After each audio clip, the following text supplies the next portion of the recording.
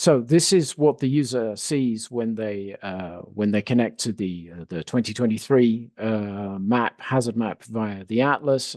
They see a map with the basic, the default layer is the PGA 475 years on reference rock, and the user can zoom in and out and pan and click on a point to see the hazard curves associated with that point.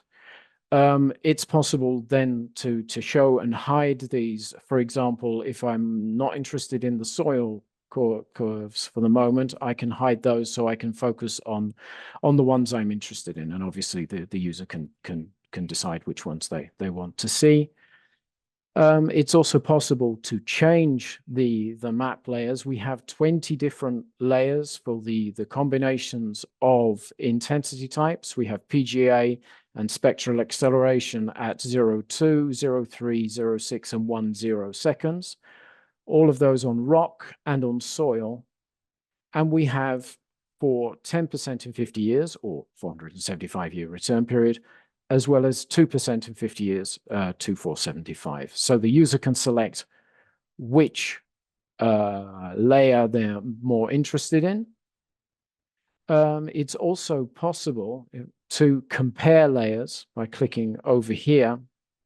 For example, I can compare PGA on rock with PGA on soil, for example, and use this slider or zoom and pan to see how that changes for a particular area. So also we have a legend, which is the same for all of the layers, and it's possible to adjust the opacity of the layers to make them more or less transparent.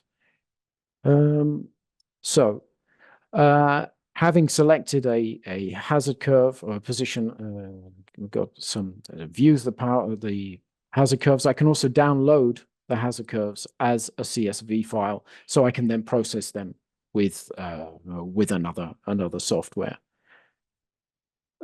It's also possible to upload a portfolio of locations and download the CSV curves all in one go. So I'll just show briefly how that works. So we have Atlas locations. I should perhaps open that to show you what that looks like.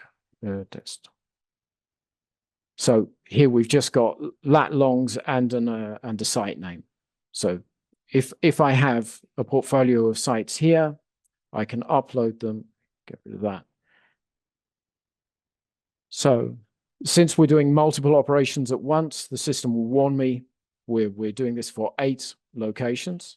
I can say, okay, the server will think about that, and then it will show me these are the sites that you've selected, and I can download all of the curves at once for all of those locations.